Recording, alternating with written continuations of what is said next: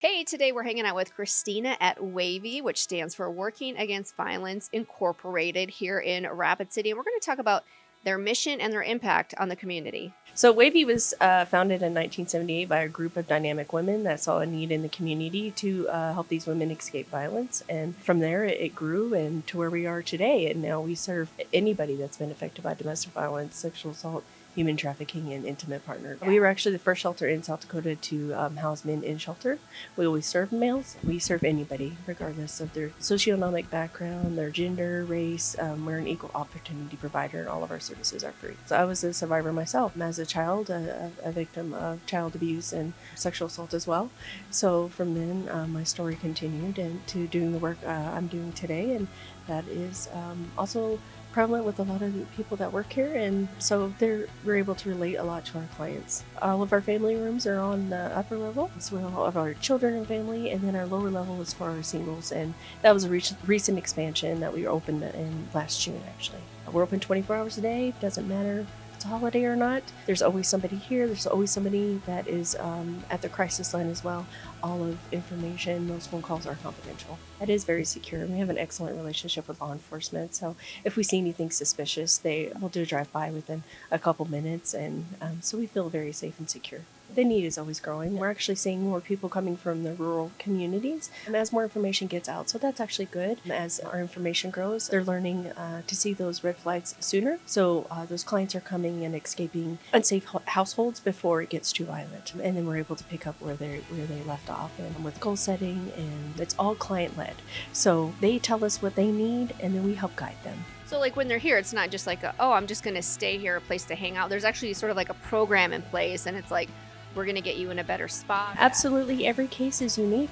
So it could be that they just need a night away, or we can have them up to 3 to 6 months at a time too. It's all case by case basis.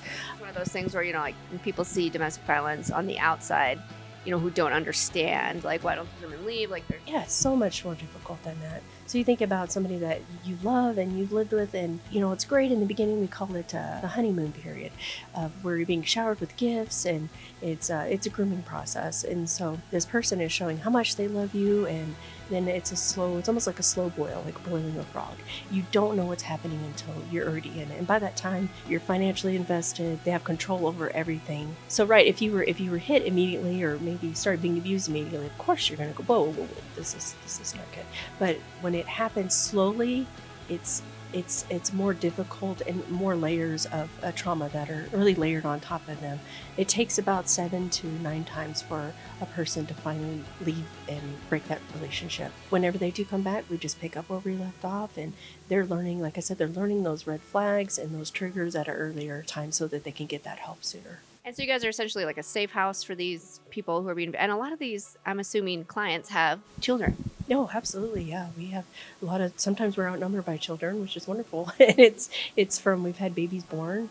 Literally, this is their first home, all the way up to 18 and 19 years old. Pets as well. Your pets are your family. So we really try to keep pets together. We are ADA compliant. We work with Humane Society as well. Yeah, so there's different volunteer opportunities. We always need childcare. If you want help with transportation, providing a meal. We have a meal train link that is set up on our website under the volunteer or support section of our website. You can sign up to donate a meal, come in, serve meals. We have people that come in and do self-care activities like yoga, painting. So there's and if you have an idea, we're always open to hear. So hey, I would love to do this, and like we're always have to have that conversation.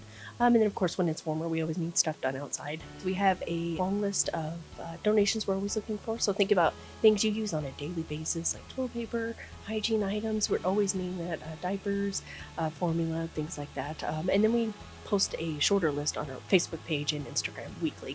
And those are always the things that we were running the list on at that time.